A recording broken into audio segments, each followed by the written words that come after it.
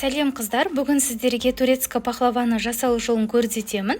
Бастамастан бұрын сіздерге жаңадан ашқан құрбымның парақшасын таныстырып өтейін.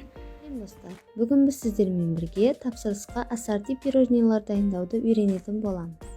Құрбымның парақшасы Асхана ханшайымы деп аталынады. Астына ссылкасын қалдырамын. Тіркеліп, қолдау көрсетіп жіберсеңіздер қуанып қалушы едім. Енді пахлаваның қамырын жасауға кірісейік. Бір ыдысымызға жұмыртқа, су, тұз, күнбағыс майын және де 6% уксусымызды құйып, араластырып, одан кейін үстінен ұнымызды салып, жақсылап араластырып, тағы да қамыр қылып илеп тастаймыз.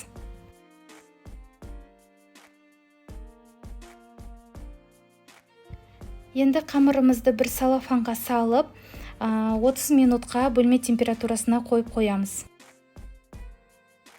30 минуттай демалған қамырымызды 6 бөлікке бөліп, және де оны домалатып шығып барлығында қайтадан пакетке салып 10 минутқа демалдырып қоямыз. Енді қамырымызды өзіңізге қалай ыңғайлы солай етіп жайып шығасыздар.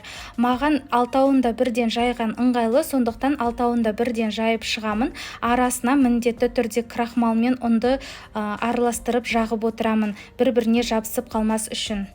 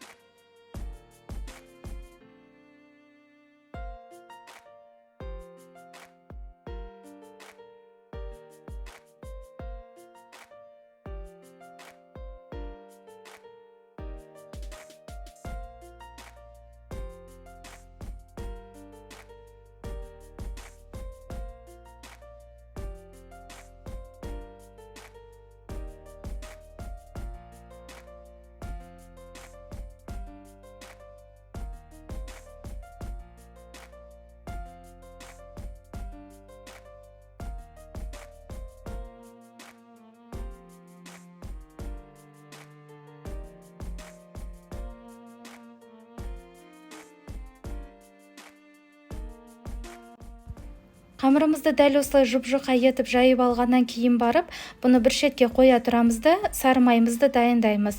Сары майымызды бір ыдысқа салып, отқа қоямыз. Отта ерітіп аламыз. Ерітіп алғаннан кейін 1-2 минут қайнатамыз. 1-2 минут қайнатқаннан кейін барып бетінде осындай көбіршігі болады, оны алып тастаймыз. Және де түбіндегі аппағында алып тастаймыз, оның керегі жоқ бізге. Одан кейін барып майымыздың үстінен күнбағыс майын құйып, жақсылап араластырып дайындап аламыз. Осымен біздің майымыз дайын болды. Енді видеодағыдай етіп тестамызды кесіп шығамыз.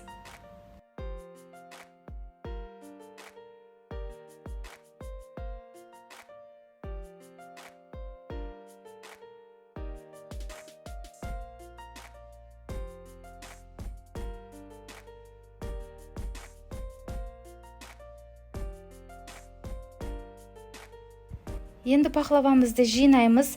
Қамырымыздың тең жартысын ыдыстың астына осылай тура видеодағыдай етіп жинап шығасыздар, арасына кішкене майдан сеуіп отырып.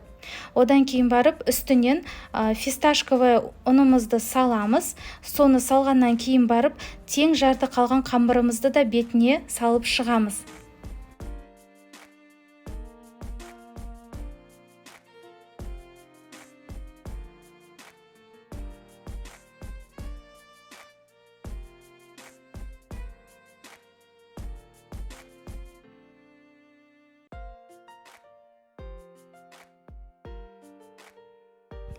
Енді тура видеодағыдай етіп, өткір пышақтарыңызбен бөліп шығасыздар 12 бөлікке.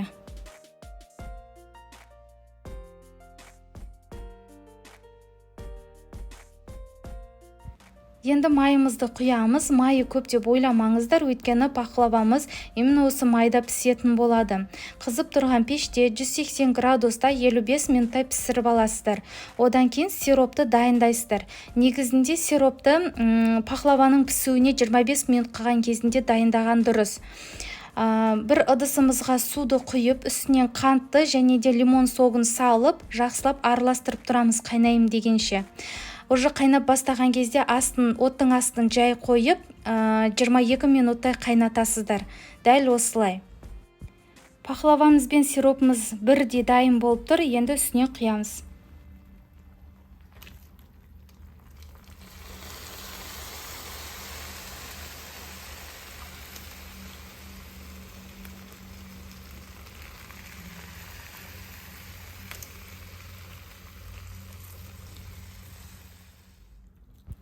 Сиропын құйып болғаннан кейін барып 3-4 сағатқа бөлме температурасына қойып қоямыз. Пахлавамызға сироптың барлығы да сіңу керек. Одан кейін қалағанымызша сәндеп дастарханға қоя береміз.